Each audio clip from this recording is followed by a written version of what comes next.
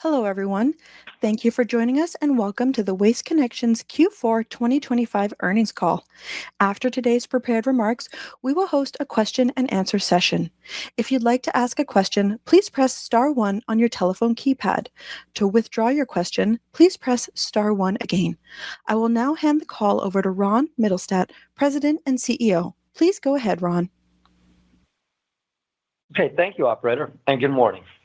I would like to welcome everyone to this conference call to discuss our fourth quarter 2025 results and our outlook for 2026.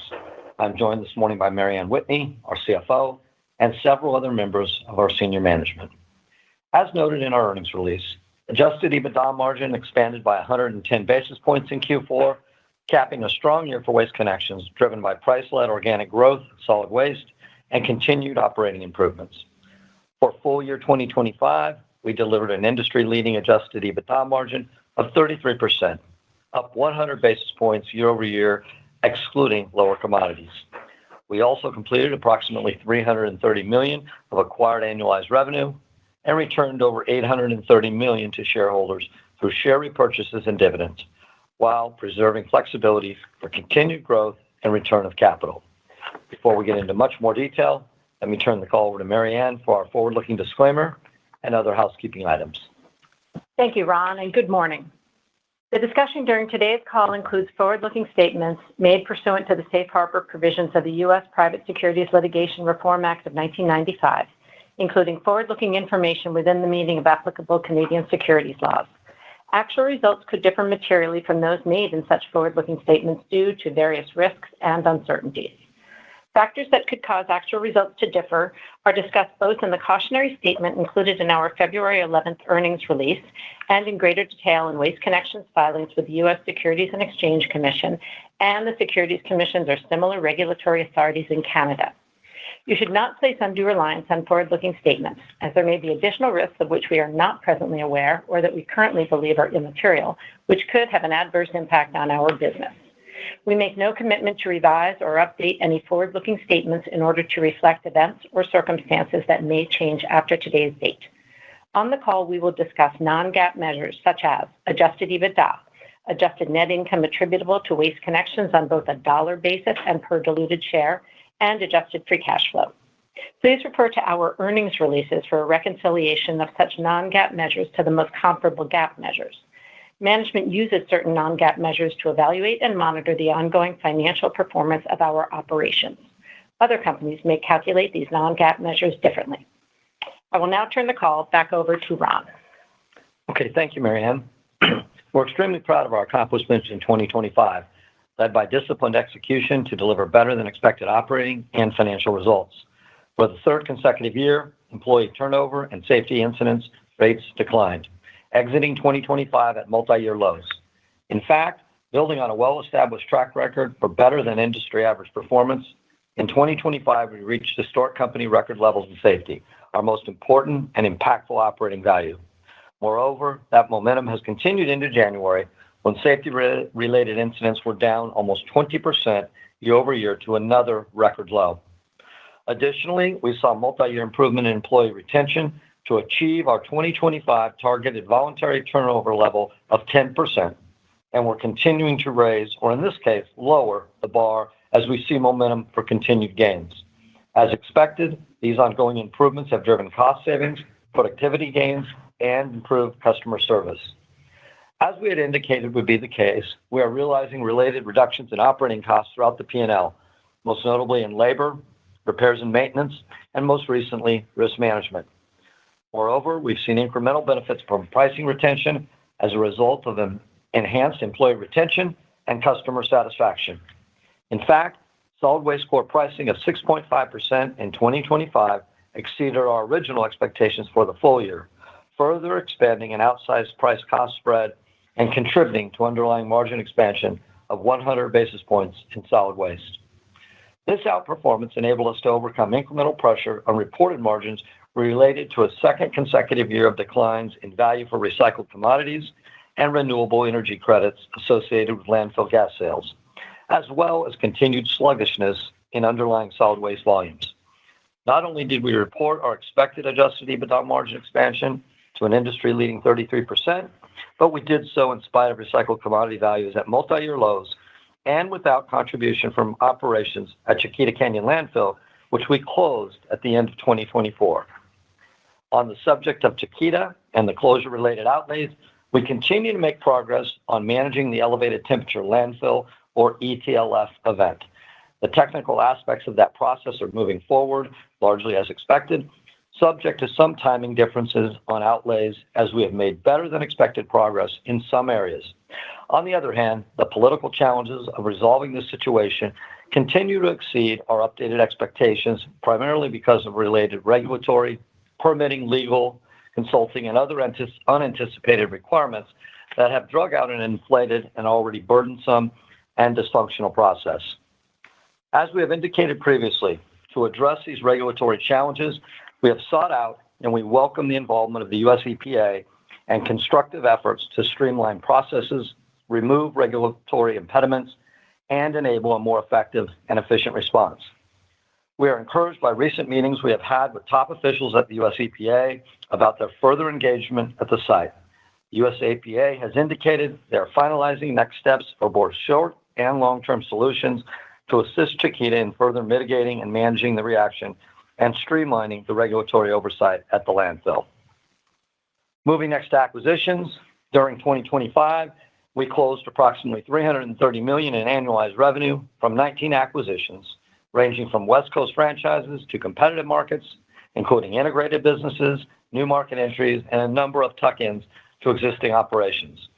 Our expected 2026 rollover revenue contribution of approximately $125 million reflects a few additional deals already completed this year and is expected to grow with our active pipeline. As always, we'll stay selective about the markets we enter and disciplined about the amounts we pay, and we would consider any additional deals as upside to our full year 2026 outlook. Our focus has been and will continue to be solid waste, and we look forward to building on a model that has consistently delivered value creation. Following multiple years of outsized acquisition activity, we remain well positioned for future growth. With leverage of 2.75 times debt to EBITDA, our strong balance sheet and free cash flow generation allow for continued investment in acquisitions, along with other opportunities, including growing shareholder returns. To that end, during 2025, we increased our quarterly per share dividend by 11.1% to return a record amount to shareholders, including over $330 million in dividends and over $500 million in share repurchases. We have taken an opportunistic approach to share buybacks and intend to continue to do so. We recognize that market sentiment and capital flows may shift over time, but that doesn't change the fundamentals of our business or the durability of our model, which makes buybacks compelling in the current environment. Additionally, we are reinvesting in the business and positioning ourselves for further growth and value creation through both sustainability-related projects and artificial intelligence or AI technology-driven initiatives. Looking first at sustainability. We continue to make progress developing our portfolio of renewable gas or RNG facilities, including 5 already online, with the remainder expected to be operational around year-end. We have also broken ground on an additional state-of-the-art recycling facility expected online in 2027. Looking next at AI and our multi-year rollout, which began in 2025, these investments are aimed at enhancing efficiency and boosting productivity by further digitizing and automating our operations and improving forecasting through data analytics. At the same time, we're focused on service and customer experience for improved transparency and mobile connectivity. What's exciting is that we're just getting started and are already seeing positive outcomes as we expand the utilization of AI and data analytics across multiple platforms. For instance, we've enhanced our dynamic routing platform to further optimize asset utilization and performance. Promising early indications show direct and indirect benefits beyond cost reductions, ranging from improvements in safety and employee engagement to enhanced customer satisfaction and retention. We're excited to build upon these efforts as we deploy additional applications and expand our development in 2026 and 2027. And now I'd like to pass the call to Mary Ann to review more in depth the financial highlights of the fourth quarter, as well as provide a detailed outlook for the full year 2026. I will then wrap up before heading into Q&A. Thank you, Ron. In the fourth quarter, we delivered revenue of $2.373 billion. Acquisitions completed since the year-ago period contributed about $58 million of revenue in Q4, net of divestitures, bringing full-year net acquisition contribution to $377 million. Q4 pricing accelerated sequentially to 6.4% and ranged from about 3.7% in our mostly exclusive market, Western region, to over 7% in our competitive markets. Reported volume, down 2.7%, was in line with prior quarters and continued to reflect the combined impacts of intentional shedding, price-volume trade-off, and ongoing weakness in the more cyclically driven elements of the business. Looking at year-over-year results in the fourth quarter on a same-store basis, roll-off pulls were down 2%, and total landfill tons were up 3%, on MSW and special waste both up 4%, while construction and demolition debris, or C&D, was down 4%. For the full year, C&D tons were down 5% year-over-year, bringing tons down about 15% from 2023.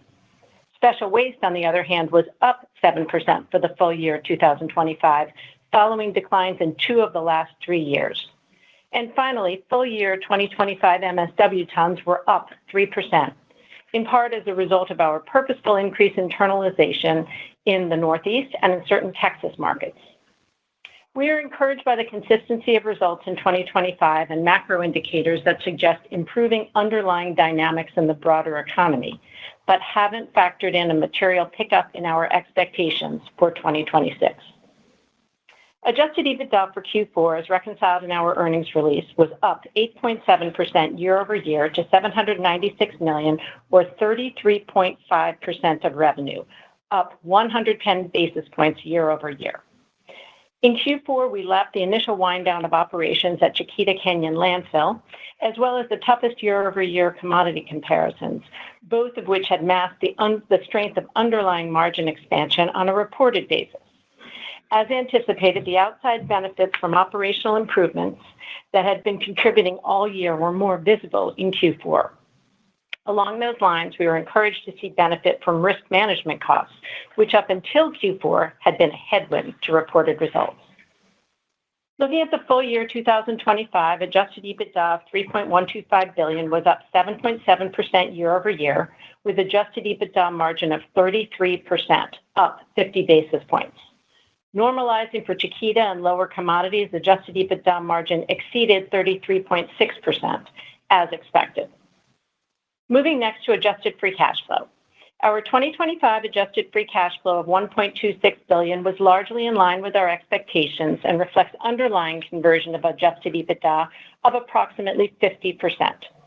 The strength of our free cash flow generation largely overcame higher-than-expected cash flow impacts from Chiquita, which totaled approximately $200 million.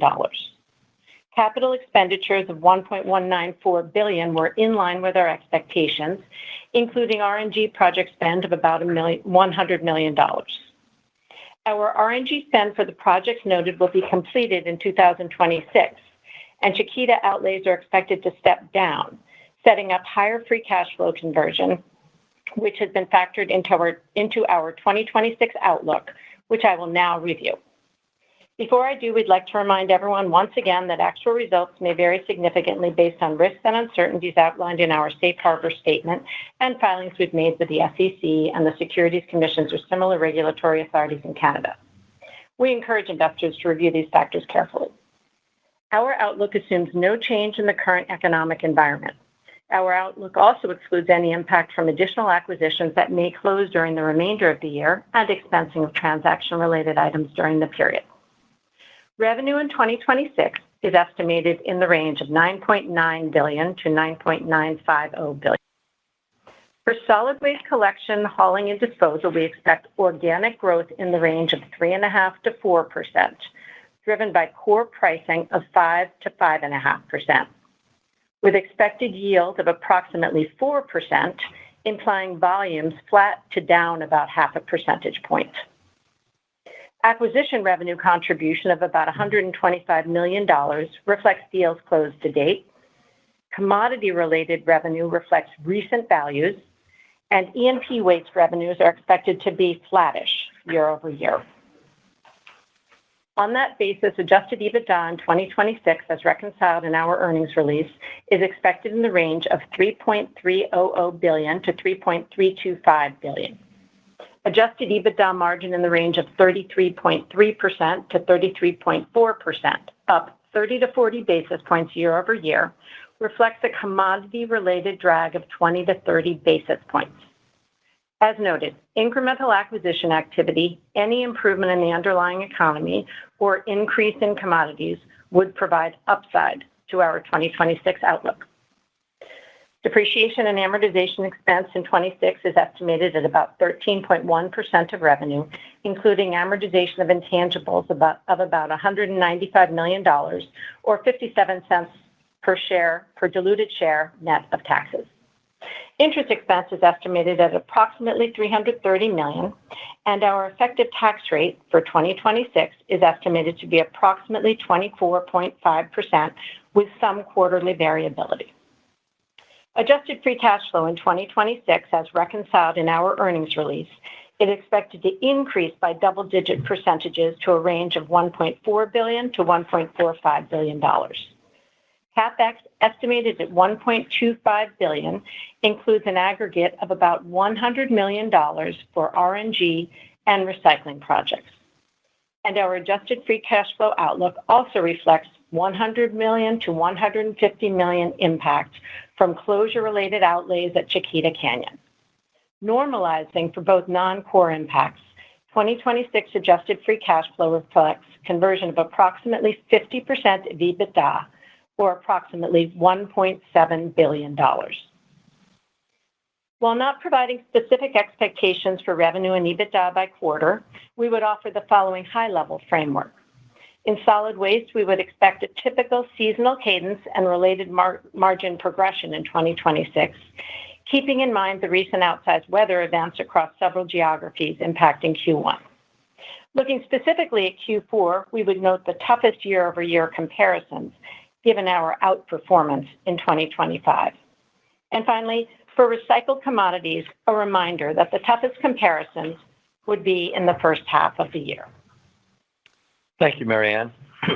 Coming into 2025, we emphasized excellence with humility, recognizing our ongoing commitment to a proven strategy for delivering industry-leading results while acknowledging the benefits of new ideas, innovation, and technology. We're excited about our progress in 2025 and the momentum in 2026 for another year of outsized solid waste margin expansion, along with double-digit adjusted free cash flow growth. Moreover, we're positioned for upside from any pickup in the economy or commodities, as well as additional acquisitions. We're excited to win from within in 2026 and are grateful for the dedication of our 25,000 employees who set us apart by putting our values into action every day. We also appreciate your time today. I will now turn this call over to the operator to open up the lines for your questions. Operator? Thank you, Ron. We will now begin the question and answer session. If you'd like to ask a question, please press star 1 on your telephone keypad. To withdraw your question, please press star 1 again. Please pick up your handset when asking a question. If you are muted locally, please remember to unmute your device. Please stand by while we compile the Q&A roster. Your first question comes from the line of Saba Khan with RBC Capital Markets. Your line is open. Please go ahead. Great. Thanks, and good morning. Maybe just starting with Mary Ann, the free cash flow commentary that you shared. Just wondering if you can just delve a little bit more into sort of the sustainability CapEx, where that's going, and then just on the Chiquita as well, sounds like 100 to 150. If you can just talk about the cadence of that spend. And then more importantly, as we think about free cash conversion in this year into 27, just how should we directionally expect those two incremental amounts to evolve through 26 and more so into 27? Thanks. Sure. Well, high level, to be clear, we'd expect them both to step down 26 to 27. So first of all, in terms of sustainability-related outlays, the $100 million includes the final $75 million that we've been talking about for that large slug, that dozen or so RNG facilities, which, as Ron mentioned in his remarks, almost half of which are online, and the balance are expected by around year-end. So that's done there. And then the incremental $25 million that we mentioned is part of our efforts longer term, as we've described, to really de-risk recycling and take advantage of the incremental technology that provides benefits, as I said, of de-risking, reducing our cost to third parties, and also improving the quality of the recyclables coming. So that's just, you should think of that as there's this opportunity. It's a little outsized slug. We're always spending a little, but it's part of the $100 million this year. And again, I wouldn't say that repeats going forward. With respect to Chiquita Canyon outlays, as we described, some of what was the outlays in 2025 reflect getting more done than we had anticipated. So there's some of that continues to decrease as we move through that process. And then there are other pieces that we hadn't expected, the pace or the type of outlays that we're seeing. And so we certainly, when you say the cadence during the year, I wouldn't put too much premium on how quickly those outlays are. Just as you know, CapEx and free cash flow in general is always lumpy during the course of the year. So I'd encourage you to just think about it in totality for 26.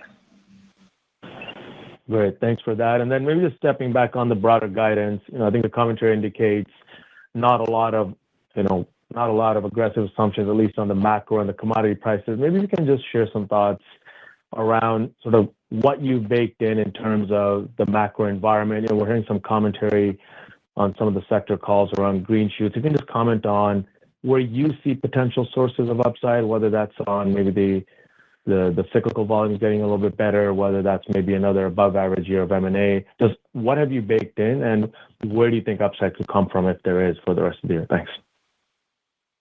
Sure. So as we've said, I'd say there's three key things that we haven't baked in. One is any improvement in commodity values. And so you see that headwind over the course of the year, which, as I noted, in terms of quarterly cadence is strongest. So the largest headwinds are a lot like Q4 when it was 40 basis points headwind.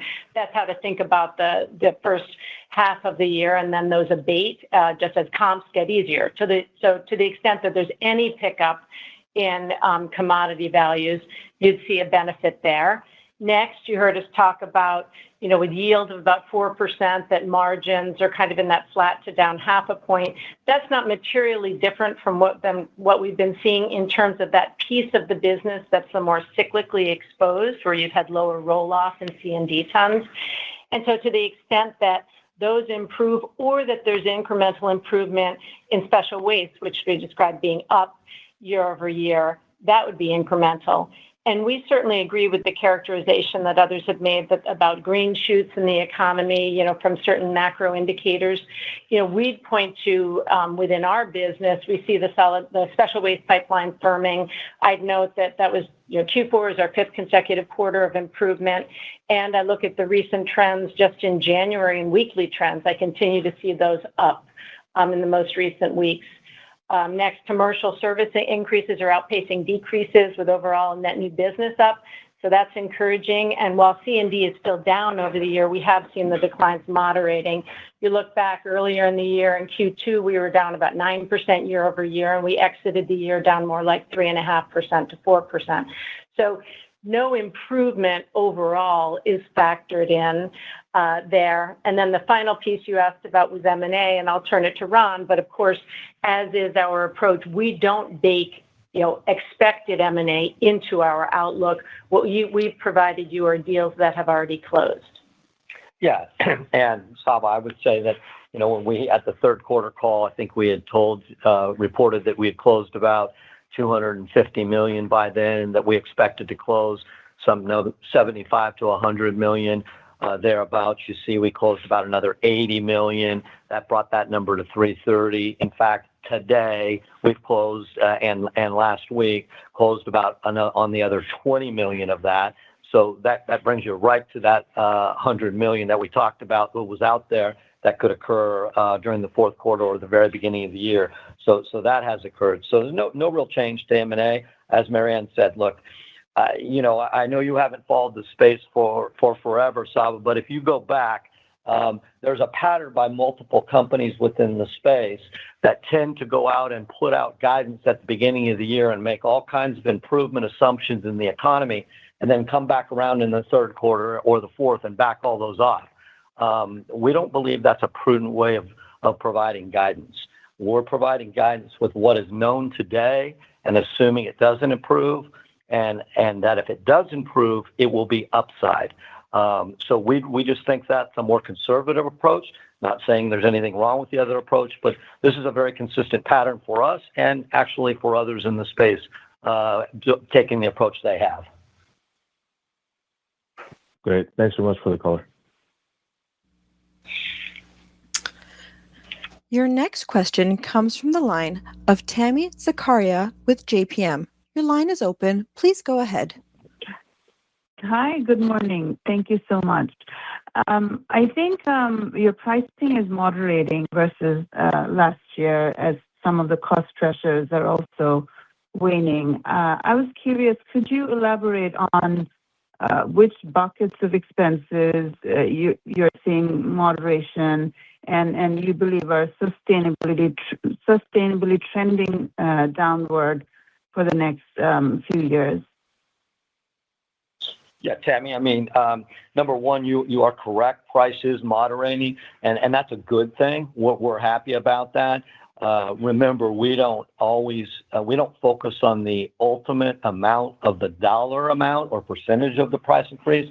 We try to focus on maintaining the spread of 150 to 200 basis points spread to what we believe our cost is going up. So if you look at our guidance for core price of that 5 to 5.5 and say that's 100 basis points down from 2025, it would indicate to you that we believe our cost is down about 100 basis points relative to 2025 on an increased basis. And it is. We began 2025 with labor rates approaching 5% year over year, and we exited Q4 with labor rates up about 3.9% year over year and trending down towards 3 to 3.5 throughout 2026. We had other costs within the P&L in 2025 that began the year probably closer to 4.5 and moved throughout the year closer to up more in that 2.5 to 3%. So it's just about the spread. We look forward to not having to put as much dollar amount or percentage rate increase on our customers. They're feeling the same effects from the economy as everyone else. But the spread is maintained the same or approximately the same, and that's what we focus on. Understood. That's very helpful. And I think we love hearing about all the tech and AI investments you're making to improve efficiency in your business. Any exciting initiatives you want to call out specifically that's due for implementation this year that we can look forward to?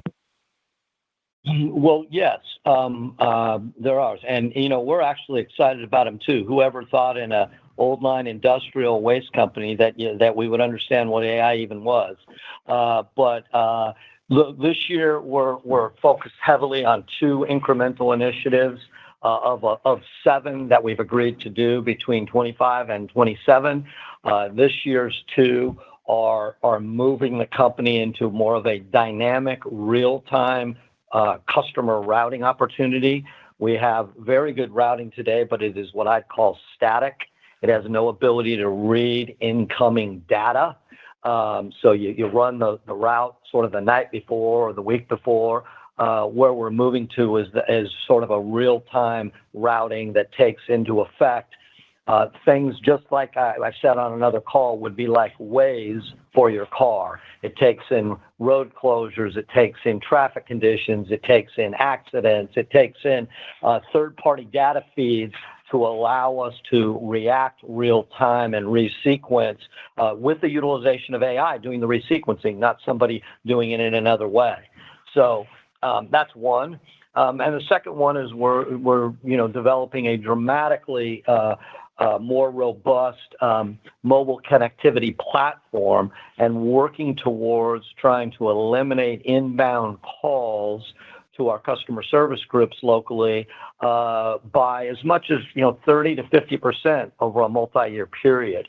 We take over 1.5 million calls from customers per month right now. And our objective is to get that down somewhere between, 700,000 and 1 million over the next couple of years by being able to push out information mobily to customers for the 5 to 6 most common things. We know what the 5 to 6 most common things customers are asking, and it's mostly because they're not receiving that information, in real time, such as, I think your driver didn't pick me up today because he usually picks me up between 7 and 8 a.m. And in reality, he's going to pick him up that day, but the road has been closed due to snow. And so we're able to push out, they're able to see mobily when their driver will arrive and where their driver is on their route, much like you do with your Uber. If you order an Uber today, you know where they're at and how far away they are. Those kinds of things are dramatic changes in efficiency and customer service quality for us. So those are two things that we're working to bring online in 26. Very exciting. Thank you. Your next question comes from the line of Noah Kaye with Oppenheimer & Co. Your line is open. Please go ahead. Hey, good morning. Thanks for taking the questions. Ron, in years past on M&A, you've talked about the potential for an outsized year. How do you assess, based off of the pipeline, the potential coming into this year? And then on the same subject of capital allocation, I know you said you'll be opportunistic with the buybacks, but just given where the stock price and the valuation sit today, it's just how opportunistic are you being here to start the year? Well, let's tackle the first part of that, which was your M&A question. Look, as you know, M&A can be lumpy. We've had 3 very strong years in a row. No reason to expect that 26 looks any different. There's nothing that has changed in the underlying opportunity basket. Nothing has changed in our appetite to complete deals or our ability to complete deals or our financial flexibility. So, I think it's very fair that you and others should expect, another sort of outsized year. Now, how much of an outsized relative to a normal $150 to $200 million year, the year needs to play out to see that. But I think hopefully you look back at the last 3 years track record and we're not seeing something that would make us think that this year looks differently. And we certainly have the capacity, as we said in our script, to do both whatever comes along at M&A and as much buyback and return of capital as we think is prudent based on the fundamentals of our business and what is driving those opportunities in the buyback. So we don't see any limitations on any of those. As far as every now and then you pointed out that a larger deal comes along, and we looked at several things that we didn't pursue or weren't successful on in 25, and we had one of those in 24. We had one of those in 23. I mean, certainly there's a good chance that happens in 26, but we don't bank on any of that or forecast any of that because that just leads to overpaying and pushing to do something that you might not otherwise have done. So we continue to look at everything and be very active, but we're going to continue to be very disciplined in our approach to what we think is a quality asset for long-term value creation.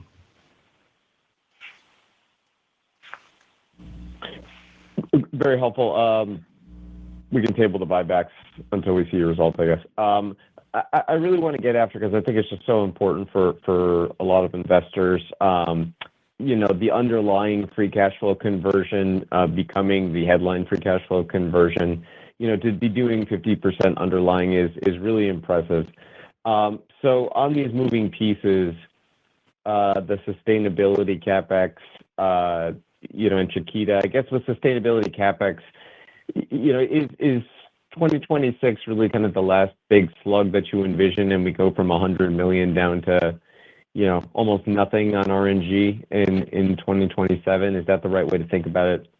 And then on Chiquita, I guess just, go ahead. The last one on Chiquita is really. Go ahead. But ask the Chiquita, and we'll answer you both. No problem. Thank you for your patience. I think just to help us understand kind of your level of confidence that 2026 is really kind of the last big chunk of spend there. Maybe help us understand a little bit better how it's played out and why that might be the case, and where kind of pending any big regulatory change you could see this kind of winding down to in 27. Sure. Okay. Well, let's address the. You made a comment about the buyback. First off, look, we don't communicate at any time whatever the stock price is, what our intentions are. We have obviously our view of underlying fundamental value that we are running at all times, and we're going to be active. That's what I can tell you. Okay. And so I think that speaks for itself. You saw what we did in the third and the fourth quarters when there was dislocation. On RNG, there's actually a 2-point inflection that you need to think about here for this conversion moving back. And you're right, 50% is impressive, but I would remind you, we've been as high as 53, 54 at one point in time. So getting back to 50 for us is actually very average of where we've been. But next year in 27, you lose the CapEx that has been associated with this RNG, these 12 projects, and you now begin most of the full contribution of the EBITDA and free cash flow. So it's sort of a double whammy for 27 in that vein. Now, will there be incremental RNG or sustainability in future years? Well, certainly there could be, but that would be for new projects that represent incremental cash flow and growth opportunities, not related to the 12 original and the 3 to 4 big recycling facilities we've talked about. That piece will be done this year. We expected the outlay for RNG to be done in 25, but the reality is we don't control all the timing on that outlay because of the permitting and the local utility interconnect that we have to respond to. And I think you're seeing that in everybody's RNG, that it's taking a little longer to get online than original thoughts. But we're very confident in that $100 million, to answer your question, being done in 26, and then the contribution being there for 27 in the EBITDA and cash flow. Next to Chiquita. Look, what I would tell you is this. First off, I think you and other investors need to think through this way. First off, an ETLF is nothing new in this industry. There are 10 to 15 going on right now across the U.S. in many states. Your large public companies have between 3 and 5 each going on today, that were going on last year, that were going on the year before. The difference is they don't have them in California. If this had happened in 49 other states, you and no one else would have ever known about it, which is why you don't know about the other 10 to 15 occurring, because they're not in California. One is by one of our large competitors, but be thankful for them, it's not in Los Angeles County. It's adjacent. The reason the EPA is involved at our request is because they are having an extremely difficult time understanding the dysfunctionality of California's inability to resolve its own regulations. That is the issue, okay?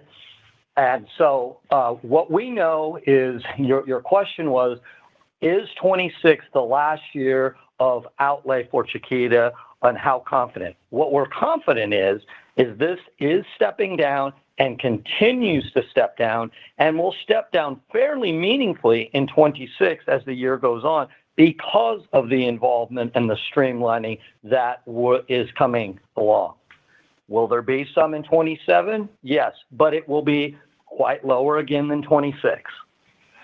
So we should begin to approach those approximate 50% conversion levels as we come through 27.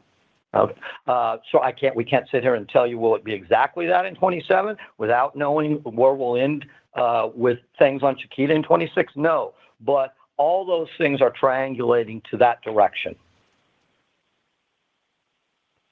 Ron, thanks so much for the thoughtful response. I'll turn it over. Your next question comes from the line of Jerry Revich with Wells Fargo. Your line is open. Please go ahead. Yes, hi. Good morning, everyone. Okay. Ron, I'm wondering. Hi, Ron. I'm wondering if you could just give us an update on how the Northeast Corridor rail corridor build out is going. Update us, if you don't mind, on your expectations on shipments over the course of this year and the densification on the collection side as well. Where do we stand on that initiative? Sure, Jerry. And I think most of you, what you're referring to is where we are in our Arrowhead landfill in Alabama and our intermodal facilities along the eastern seaboard in Mass, Connecticut, and New Jersey, New York. Again, to remind everybody, in August of 23, when we acquired this network, it was doing about 2,300 to 2,500 tons a day. Through the network into the landfill, we're now doing 7,500 tons a day, sort of at the peak period. We have built out incremental rail storage and track capacity in our New York, New Jersey intermodal facility. We have incremental track build out that we must do at our Arrowhead landfill, which we are in the process of. We believe as we come through 26, we will be in the 9 to 9,500 tons a day into our Arrowhead landfill. So we, basically almost, not quite, almost quadrupling what was there 2.5 years ago right now. So I would tell you that I think that's going fairly well. As is our continued densification, to use your word, in the Northeast. We did multiple tuck-ins in our New York franchise market area in 25.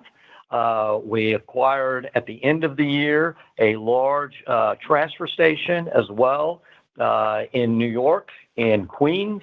We acquired a large recycling facility in Hoboken in 25. So we have, I'd say, put a lot of effort into building sort of our leading position, certainly at least in the New York City metro area. So I would tell you overall, Jerry, that continues to be a focus and continues to be there's opportunity there, but we have made good headway.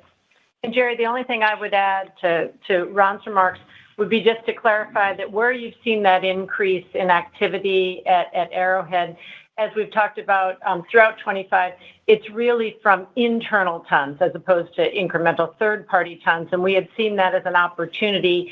And so two things, you see that in our internalization rates, which I mentioned in the prepared remarks, which are now up to almost 60%. And secondly, you see it in margin contributions, and you see the outsized margin performance in 25.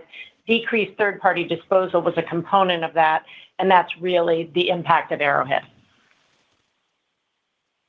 Okay, super. Appreciate the update. And then can we shift gears and talk about, just to expand on the landfill gas part of the conversation? So in terms of the timing getting pushed out, obviously everybody's working through that, so that's clear.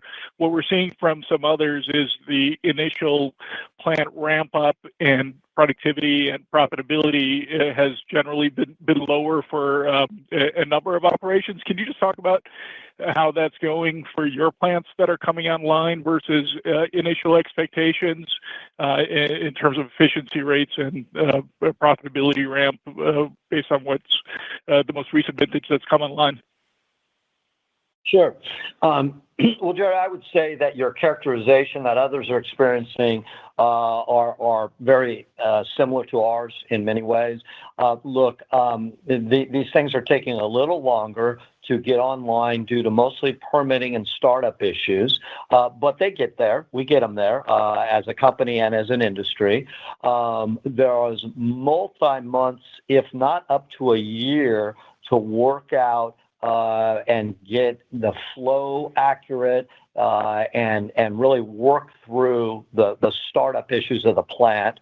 So you probably start up at somewhere maybe in a 40 to 50% efficiency, and you work up over time to, approaching 100%. You're not at 100% efficiency till, well after a year plus being online and getting your flows increased and everything dialed in.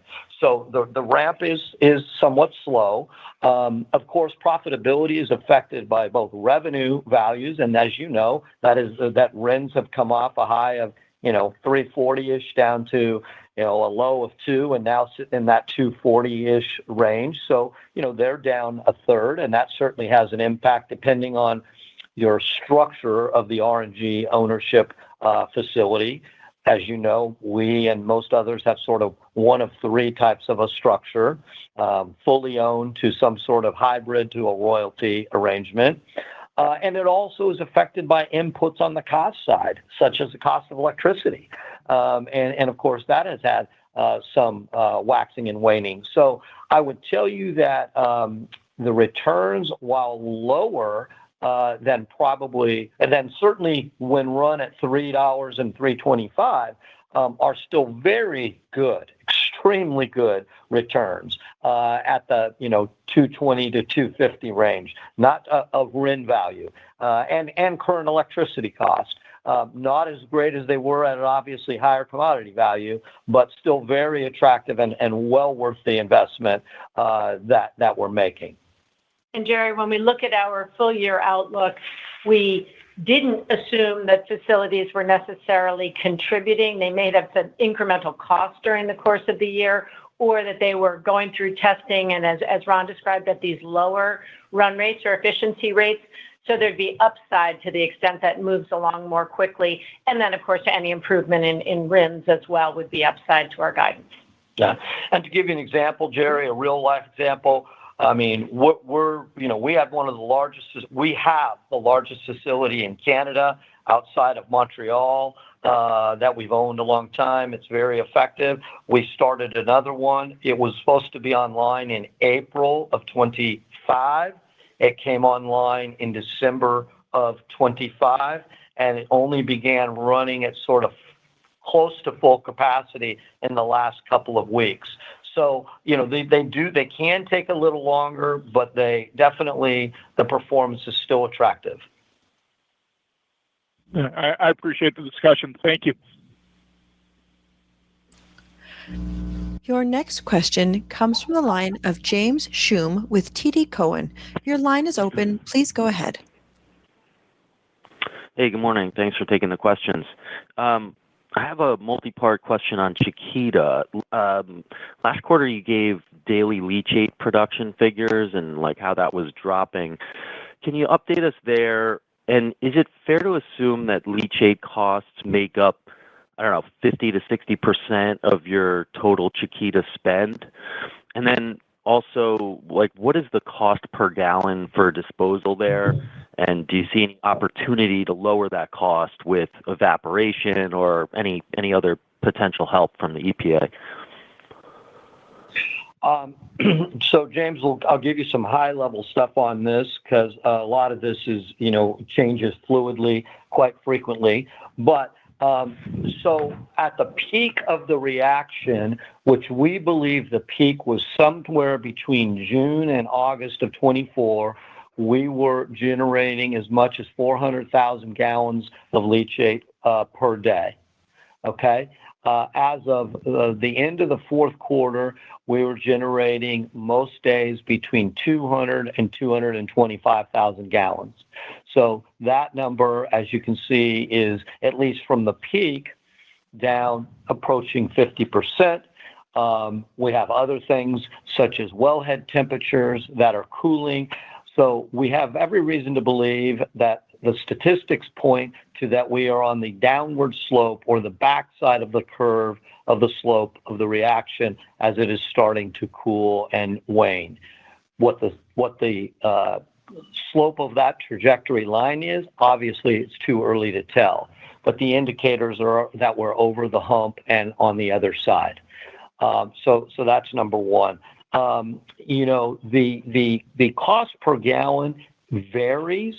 It can be as low as about 50 to 60 cents to as high as $1.50 to $2.50, depending on what treatment facilities are available and what constituents they can take.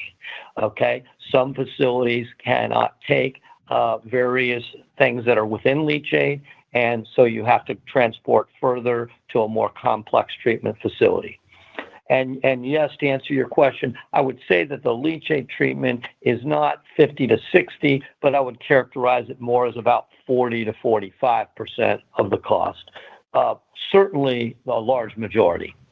And then lastly, I would tell you that, I'm not sure that evaporation is necessarily going to happen. This still resides within the state of California, but it's interesting you bring that up.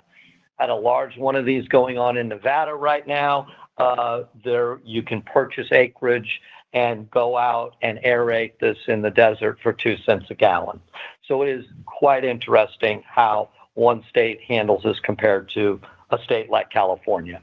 So I doubt we'll get to evaporation, but yes, we do believe that the involvement of the EPA can lead to some streamlining of treatment facility opportunities, and that ultimately leads to a more cost-efficient process.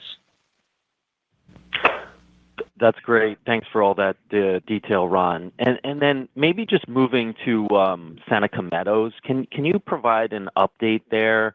I think you guys had said you're pretty confident that this moves forward, but I don't think we've gotten resolution on that yet. And I was just curious, if that landfill were forced to close, what kind of impact would that have on your EBITDA? Well, first off, again, very good question, two-part. Hopefully, both things we're going to answer here gives you some comfort in this. First off, we absolutely do believe that expansion will go forward. That is expected to happen here over the course of the next several months. We are in the technical review piece of the expansion with the state, and generally in the state of New York and other states, the technical review is really what the final design and contours will be relative to whether it's a go or no-go. The go or no-go is a separate process, and that has effectively been decided in our favor. So we have quite a very high degree of confidence that Seneca will succeed in its expansion and go forward. But in order to have enough airspace to honor our commitments, we have been throttling back volumes consciously at Seneca, our choice, over the last 18 months. And we have taken that to other landfills that we own throughout our network, both in New York and Pennsylvania, and some to our Arrowhead network that we mentioned earlier, intermodal. We have also had to push out some third party to do that. And so, we've overcome that as well in our results. But to answer your question, I would tell you that if Seneca were to close, as you said, if that is a worst case scenario, the impact to us is far less than what we absorbed at Chiquita closing. Okay, so without laying that, it's far less, and you've seen us overcome the impact to EBITDA, revenue, and margin of Chiquita, and this would be far. So it would be something I'm not even sure you would notice. Okay, that's great color, Ron. Thank you very much for that. Your next question comes from the line of Adam Bubis with Goldman Sachs. Your line is open. Please go ahead. Hi, good morning. I think the outlook implies an improvement in the rate of change of volumes around 150 basis points, at least on an apples-to-apples basis with how you traditionally report. And it doesn't sound like that embeds macro improvement. So what are some of the moving pieces driving the rate of change improvement in volumes year over year? Sure. As we've talked about volumes, historically, the way we've communicated it, you had what we would characterize as that price volume trade-off, or I'd argue there's a piece of mix in there and churn. We also talked about shedding, and then we talked about the underlying economy. That price volume trade-off, the way we'll be communicating it is embodied in the yield calculation, just the same way our peers do. And so I'd say that hasn't moved materially, although we look forward to seeing certainly the churn element of that continue to decline as we use better tools, and we've talked about the visibility we have there with our price increases. So then, I'd observe that the shedding has decreased. We talked about anniversarying one of those last contracts last year in Q4, so that's behind us. So I'd expect that to be more de minimis. And then, as we said, we still expect that there's some from those more cyclically driven pieces of the business. And that's why we said maybe that's flat to down about 0.5 point. That's essentially what you're seeing there. And so, again, that doesn't mean that things are getting better. It's just that we're anniversarying these low rates, and the comps are easier. And as we've said, we have already seen some pickup in special waste, and we're continuing to see our pipeline, our visibility on special waste projects improve. But again, no macro pickup. That's all upside. And then, Ron, you talked about the technology initiative, specifically the real-time routing. Sounds really interesting. It sounds like you're in the early innings, but to what extent is that rolled out across the fleet today, and what type of initial savings or productivity are you seeing? That is not yet rolled out to the fleet today, Adam, so it'd be misleading to tell you that it is, and what we think those savings will be.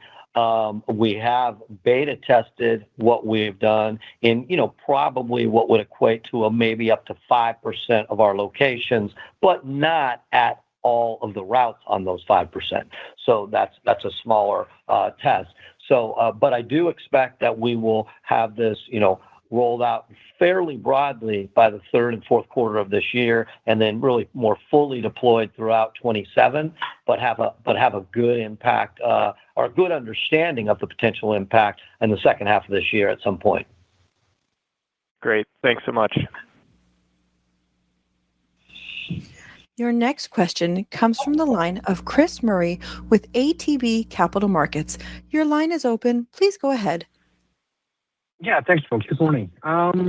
Maybe turning back to, the margin expansion that you saw in Q4, and then we start looking at least what you're proposing to see in 2026. And Ron, I mean, you alluded to the fact that a lot of this was, attributable to, there's some price cost spread gains, but it was also kind of the underlying improvement in things like turnover and risk. Thinking that stuff's not going to change, can you just maybe kind of square the circle on why you wouldn't think that those trends would extend a little bit more into the year, and you're kind of looking at a lower year-over-year kind of growth rate? Sure. So I guess what you're referring to is that we've guided to 70 basis points at the high end of underlying margin expansion after exiting the year at, which, by the way, is about what we'd seen through the course of the year, and then exiting the year at over 100 basis points margin expansion. And I'd say that we recognize that the trends are still in the right direction, so there's certainly continued opportunity, and we factored that into our expectations for what we would characterize as above average margin expansion from that price cost spread, driven in part, as you note, by the employee retention and safety driven benefits. Just remember, we had talked about 100 basis points of margin expansion coming from that improvement over a multi-year period. And we're really 2 years through that multi-year period. And we mentioned that the final piece, the risk, is the largest contributor in the final pieces. So it's just an acknowledgement that as those metrics continue to improve, we look forward to seeing continued opportunity. Obviously, it gets harder the further down you go as improving these numbers and hitting record lows. But we'll certainly look forward to continuing to driving those savings. And Chris, I also think in terms of pricing retention and the improvement in churn that we've already seen from our pricing tools. So I think there's opportunity, which is why we're guiding to 50 to 70 basis points of underlying margin expansion, when, as you know, that number would historically or typically be 20 to 40 in February. Okay, fair enough. Other quick one just for me. The Canadian government changed its, or is introducing new regulations around methane emissions for landfills. Just wondering if you guys have any thoughts on how that could impact the Canadian landscape, either creating some opportunities or some costs for you, and how you think that it'll actually impact the industry over the next few years. Yeah, I would tell you, Chris, that it's probably too early for us to make any real, educated response to that. But I can tell you, in speaking with our Canadian leadership team, we were just in Canada this week at our Canadian region office on Monday and Tuesday, and it was not something they were concerned about based on how everything they understood at this point. Okay, I'll leave it there. Thanks, folks. Your next question comes from the line of Trevor Romeo with William Blair. Your line is open. Please go ahead. Morning. Thanks a lot for taking my questions. Just a couple quick ones for me. I think first on the E&P business, would love to know if you could kind of talk about in the quarter, I think you had some M&A deals contributing, but maybe talk about the organic growth you saw in Q4. And then as you think about modeling E&P for 2026, I think, Marianne, you said maybe flattish for the year. Maybe you could talk about what you're expecting in U.S. versus Canada. Is there anything to call out on a seasonal basis, or anything else on that topic? Sure. So looking at Q4, I'd say we outperformed in Q4. That is the seasonally weakest quarter. And what we saw was that there were some benefits in the U.S. From some remediation work, which, that is episodic or lumpy. And so that was a nice add. And we saw continued outperformance in Canada. So both of those markets, even normalizing for acquisitions, were up year over year. And that's in spite of lower rig count and lower values for crude. So I'd say that the business is arguably outperforming sort of the macro environment. And I think that the concerns that have been expressed looking forward, we're certainly mindful, but we've seen no indication of a slowdown. And as I said, we think in terms of how the year plays out. At this point, we'd say flattish is the right way to think about it, and let it be upside. Because again, things like remediation jobs, those don't necessarily repeat every quarter. And so that's kind of the approach to the business. But generally speaking, very pleased that, as we've said before, the thesis on the Canadian business being more production oriented, played out last year, and it's your expectation is it continues to play out with the steadiness, the projectability of that business, which has not shown any signs of change. That's great. Thank you for that. And then one quick. Sorry, you're cutting out. You're cutting out. We couldn't hear you, Trevor. Hello? Is this better? No, it's not better. No, it's not better. I apologize if you can't hear me. I can just call. Your next question comes from the line of Seth Weber with BNP.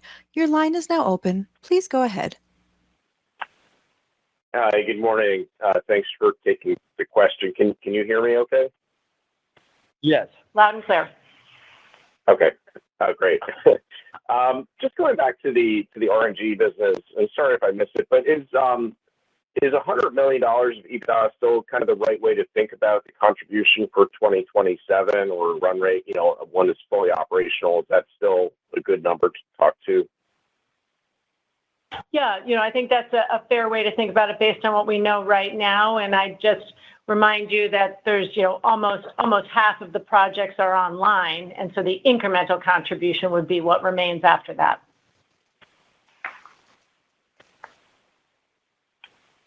Sorry, so you mean half the projects are online today? and so the year-over-year 27 versus 26 won't be 100. Is that what you're saying, Marianne? Correct. Yes. Okay. Thank you. But 100 in aggregate is the right way to think about the return on that overall investment. That's right. Maybe a little higher, 100, 120, something like that. Okay, thanks. And then just lastly, I think in prior calls you called out, Florida and Texas as being kind of weak or softer end markets. Is that still the case? Are you seeing, and then kind of related to that, did you see any weather impact in the quarter, just broadly around some of the cold snap and stuff like that? In the first quarter, or in the fourth quarter, are you referring to, Trevor, or in the the quarter we're now sitting in? We really didn't see any weather impact in the fourth quarter. Weather was, somewhat mild, but nothing to note. Of course, in the month of January, there was, a fairly significant cold snap that I think, affected our business in up to 30 states. And certainly there is, some impact, but nothing material by any means. Yeah, and just on Q4, there really wasn't. You're right. We've mentioned those markets on the construction-driven activity. I'd say those stayed about the same, and there was a little incremental weakness in the Northeast that may have been some minor weather during Q4. And to your question on Texas and Florida, I think you asked the question on Texas and Florida. I think we've covered it. Okay. That was the construction-driven slowdowns. Sorry about that. Yep. Thanks, guys. I appreciate it. Thank you. Thank you. Sure. Your next question comes from the line of Shlomo Rosenbaum with Stifel. Your line is now open. Please go ahead. Hi, thank you very much for taking my questions.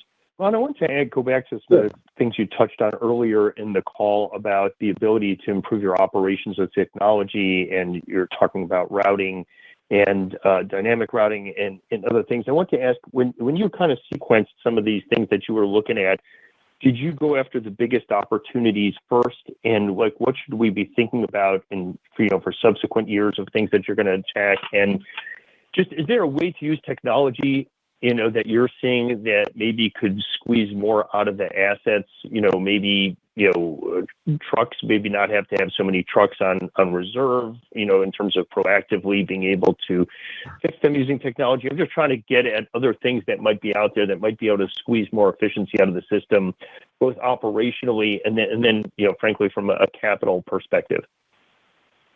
Yeah. Well, to start it with, when we looked at this, we actually identified up to 40 areas that we could potentially look at the utilization of AI in some way or another. We prioritized the 7 things over a 3-year period that we thought had the biggest opportunity for impact to the business positively, whether that be from an operating, a financial, customer service, et cetera, efficiency. So, those are the things we attacked. Last year, we worked heavily, 25 on commercial pricing and a couple of other initiatives in AI. This year, as I said, it will be on routing and mobile customer engagement. Without question, these initiatives should, and I think will, lead to improved efficiency, improved margin performance, and improved asset utilization. No question. Dynamic real-time routing allows you to move assets with information that today you don't really have, or you have only reactively, not proactively, and therefore you have to have a little bit higher spare factors in your fleet at locations. Those kinds of things. You end up with a little higher overtime because you are reactive versus proactive. So it's not one of these things that moves the dial in one area 40 or 50 basis points. It's one of these things that moves 7 or 8 dials, 10 to 20 basis points throughout your P&L over time. And so, that's how, what we see and what we are seeing. And ultimately, look, it provides a better service quality, more proactive communication with your customer, greater efficiency for your physical and your human assets, and greater projectability in your business. Those are the things we're expecting and we're seeing. So it just makes it better for all of our shareholders, our customers, our employees, and ultimately our shareholders. We're excited about it. I think it's still early innings, and not prepared to put a marker out there of what does this mean. But I can tell you that these investments, the payback is very quick. The payback is months to maybe a year to a year and a half. These are very solid investments for the business.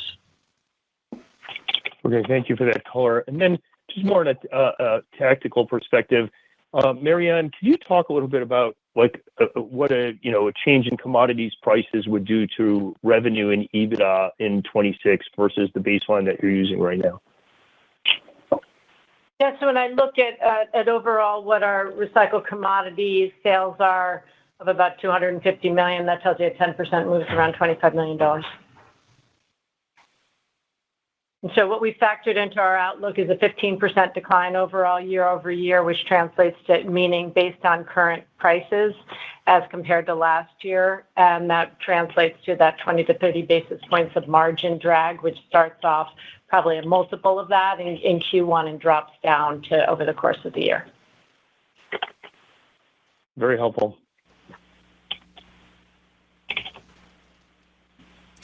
Your next question comes from the line of William Grippin with Barclays. Your line is now open. Please go ahead. Good morning. Appreciate you squeezing me in here. Just another one here on commodity prices. I know you're not baking in a recovery into the forecast, but just curious if you could maybe elaborate a little bit on what you're seeing in that market today and maybe what developments you're watching that could potentially signal or support an improvement in commodities prices off these cyclical lows. Sure. So, we saw some incremental weakness early in the fourth quarter. Then there was stabilization. And what we saw most recently was a little uptick in OCC, which was encouraging. The reality is, though, that was offset by incremental weakness in plastics. So I'd say overall, the basket really hasn't moved, which, again, that informs our thinking for how we guide. So then what we're watching for and looking forward to would really be the uptick, which is driven by underlying economic activity, which ultimately drives the demand, most importantly for fiber, which, as you'll recall, is the majority of the value in a ton of recyclables. So cardboard, so commerce, right? Demand, consumer confidence, all those things that are the engines of driving consumption, which ultimately is what drives our business and recycled commodity values. Appreciate that. And then just coming back to RNG, and obviously the EPA widely expected to release the 26-27 biofuels RVO here, hopefully in the first quarter.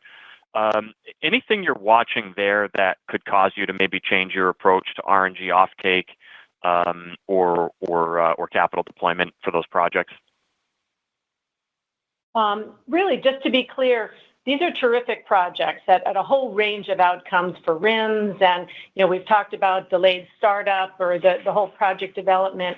If it goes to a couple-year payback or 4 or 5 years versus 2 or 3, it's still very compelling. And as we remind folks, we have $6 billion sunk into our landfills.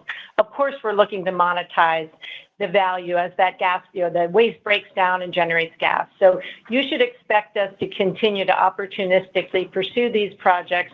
And of course, we're completing the projects we have underway, and we look forward to delivering those returns. In terms of what we're watching, we're encouraged. We don't know exactly where the RVOs come out or what RIN values do, but we've recently seen some improvement in the D5 RINs, which are a good indicator for D3 because that can be a substitute. And again, we've seen stability in RIN values in that kind of 240 level, and we're encouraged by what we're seeing out there.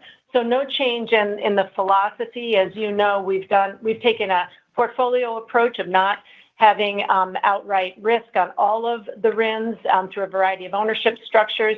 We'll continue to evaluate those opportunities over time and continue to own the most attractive in our network.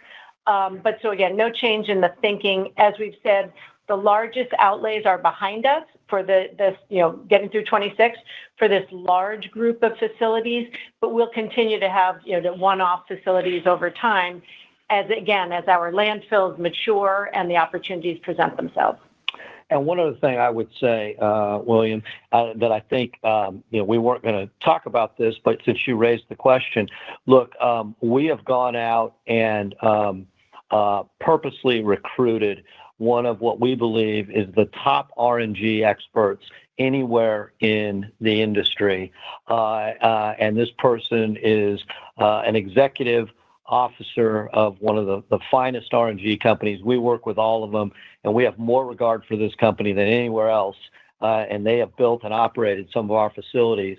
And we have been laser focused on figuring out how to have him join us. And he starts Monday morning. And we are very, very excited about that. We're not going to release that name right now because that's not appropriate for him or his company. But that I think shows you our commitment to RNG and our acknowledgement that we can continue to get better there. And like any area, just like we're doing in AI and others, if you got to go out and get the talent, we're going to go out and get the best talent we can find to drive what we may not be as good in as we are in some of our core competencies. So I think we'll just continue to get better as we go forward in RNG starting Monday morning. Great to hear that. Sounds like a nice win and a great resource. I appreciate the color. Your next question comes from the line of Gaurav Gupta with Scotia Capital. Your line is now open. Please go ahead.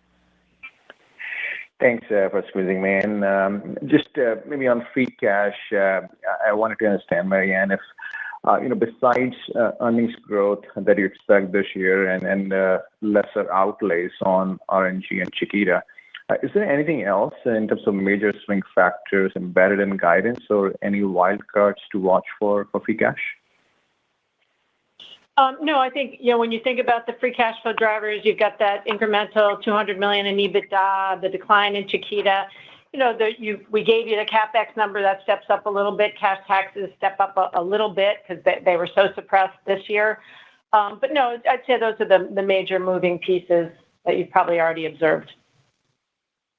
Okay, thanks. And just a clarification on the margin bridge side of things. I mean, you said 50 to 70 beeps of underlying expansion before commodities, but are there any headwinds that are embedded in that 50 to 70 beeps, like from Chiquita maybe, or is there any like tax offsets that are swinging in other direction? No, we're talking about EBITDA margin drivers. No, there's no anomalistic headwinds that are out there. As I said, we've lapped some of the outsized improvements that drove even greater underlying margin expansion, and we continue to work on all the same things. So we'd look forward to unlocking even more margin expansion, but think this is the right way to guide. All right. No, thanks for taking my question. Thank you. Your next question comes from the line of Tony Kaplan with Morgan Stanley. Your line is now open. Please go ahead. Hey, good morning. This is Yehuda Silverman on for Tony. Thanks for squeezing me in. Just a quick question on strategy. So the comments you made about how Chiquita is being affected by being in Los Angeles and California being the difference between that and other ETLF events, does that change your strategy at all of where you might want to operate in terms of more politically friendly areas? Is that something that's already factored in, or is this just sort of a one-off situation? Yeah, well, it's clear we'd rather operate only in jurisdictions that have a more friendly business environment. But, we are obviously in 45 states, so that bet is already decided. I certainly wouldn't pursue owning an additional landfill in California in the next 200 years. But other than that, no, it doesn't change anything. Great. Thank you. Your next question comes from the line of Kevin Chiang with CIBC. Your line is now open. Please go ahead. Thanks for taking my question. Maybe just one here on your eastern region. A lot of good color on what you're doing with Arrowhead. You're rolling out the franchises in the New York zones. Just does that change the structural margin profile of the eastern region? Those seem like they would be tailwinds to profitability. And then just broadly on Arrowhead, does the potential merger of UNP or Union Pacific and Norfolk Southern, does that change how you think about the growth opportunities within Arrowhead if you're partnering up with a much bigger railroad there? I'll start with the margin commentary regarding our eastern region. Certainly around the edges, as I mentioned, increased internalization does help margins. But more broadly, the eastern region's margins are dictated by the high transfer and disposal expenses that are just inherent in that market. So that will never change. You can improve around the edges and look for ways to optimize within that market. And you've seen us do acquisitions that help on that front in terms of optionality. But no, I wouldn't encourage you to think about a major step change in the margins of the eastern region beyond that.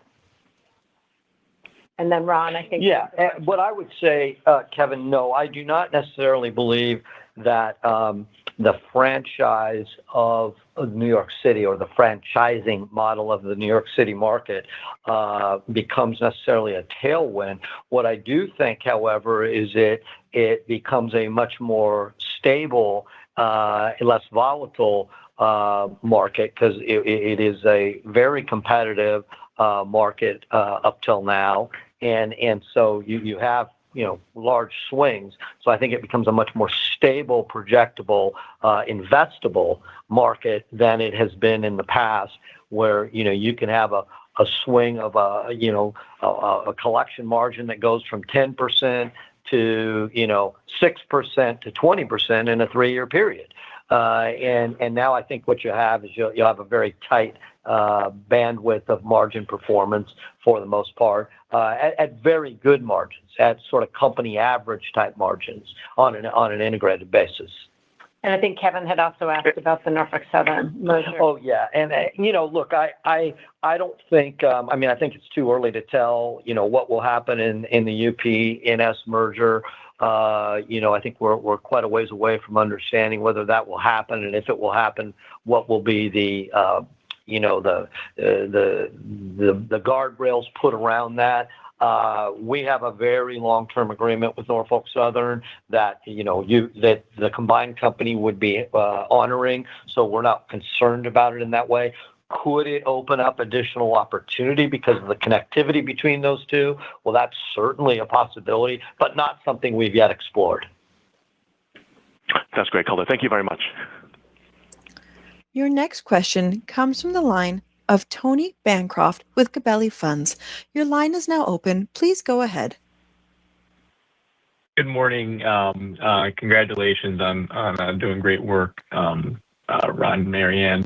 My question, maybe you could opine a little bit here, Ron, on you talked about automation and AI, but maybe a little further down the road, thought of self-driving. Obviously, your largest part of your business, your cost structure is, or a very large part is your labor and then all the driver tightness, and your focus and the industry's focus on safety. You've seen obviously some recent reports about the improvements and safety on self-driving. Have you ever thought about it, tested, done anything? Maybe having either doing like a leasing self-driving. It seems like it could be a great market for it, taking people off the truck and more safety, even if the person stays on the truck, and then you just have that added safety and technology there. Just want to get your thoughts on that.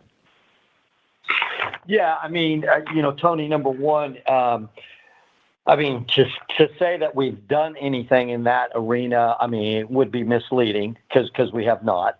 Do I think it is something that could potentially occur in the waste industry? Absolutely. I think it is potentially there. As you know, there's mixed views depending on where you are and what you look at on the self-driving vehicles. It's obviously happening in some markets today. So the technology is certainly there. But, I will tell you, Tony, as you know, I'm on the board of a publicly traded airline, and I can tell you that, for the last 7 to 8 years, you can push a jet back from the jetway, taxi to the runway, take off, fly to your destination city, land, and open the door with no one in the cockpit. I'm not sure anyone's getting on that plane. But so there's still pilots in every day. So there's this theoretical, could this occur? And then the reality of, when a car gets in an accident, that's bad. But when a garbage truck hits something, it's catastrophic. And so, even if it could, I still think you would have professionals in the cab there for those reactionary scenarios that occur if something malfunctions. Exactly the reason airlines have pilots today. It's there. It's not because they can't do it without it. It's because of the 0.1% that happens that they protect everyone from. And I think garbage truck would be the same way. But it's certainly something we will look at as the technology evolves. We're always, as are our peers, always looking for ways to improve the safety aspect of the business, the efficiency, the customer improvement. But I think it's quite a ways out, and we look forward to the day if that opportunity arises where we can improve it, but it's not there today. Thanks, Ron, Marianne. Great job. Thank you, Tony. Your next question comes from the line of Toby Sommer with Truist. Your line is now open. Please go ahead. Hi, it's Henry on for Toby. Thanks for squeezing me in. Great to hear the labor turnover numbers and where those are to start the year. Could you just give us an update on the driver academies? What percentage of new driver hires you expect to pass through those in the coming year, and how much of an incremental benefit that could have on labor turnover throughout the year? Thanks. Yeah, thank you for asking that question. So would we open our academies at one at the beginning of 24 and one at the end of 24?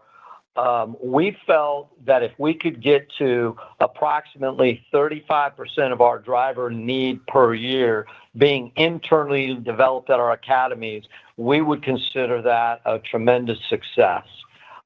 We achieved that number in 25, and for 26, we are forecasting that 60+% of our driver need will go through one of our two academies. So far exceeding our expectations. Now that's a twofold function. That's because we've reduced turnover quite dramatically, so the need for new drivers isn't as high. But the second and more important thing is the retention rate through our academies is almost double the retention rate of those that don't go through our academies. So and we also thought that would happen. We didn't think it'd be quite as good as it has been, however. So we're getting a double sort of whammy, and that's what's helped decelerate improve turnover so quickly.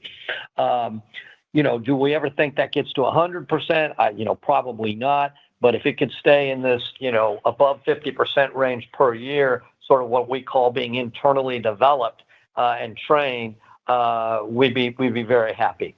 And as I said, we believe that number will be north of 60% this year. So far that, again, what is that yielding? And we're working through getting the statistics to support this. But we believe that the drivers that go through our academies, number one, the turnover is lower. We know there's a direct linkage between turnover and tenure and safety. And so we think as we look out through this year into next year, the linkage will show that those drivers we internally develop tend to have better safety performance statistics as well. That's sort of where we are there. Great, thanks for that. That's great to hear. And then if we could just quickly circle back to core pricing cadence over the course of the year. Do you expect a pretty steady step down kind of sequentially during 2026? And how much visibility do you guys have at this point in the year on the full year guidance for pricing? Thank you. Sure. So as is typical, you should expect pricing to step down sequentially. So obviously, if we've talked about 5 to 5.5%, you'd start north of that, maybe 6%, and drop down over the course of the quarter to something less than that to average that number in the middle. And in terms of visibility, as is typical in our model, by the time we report Q1, we'll have visibility on 65 or 70% of our price increases. Most of the competitive piece will be done, and then we'll have known amounts for our CPI-linked markets. So pretty typical for us in terms of the visibility. We're a company that stops talking about price really after April.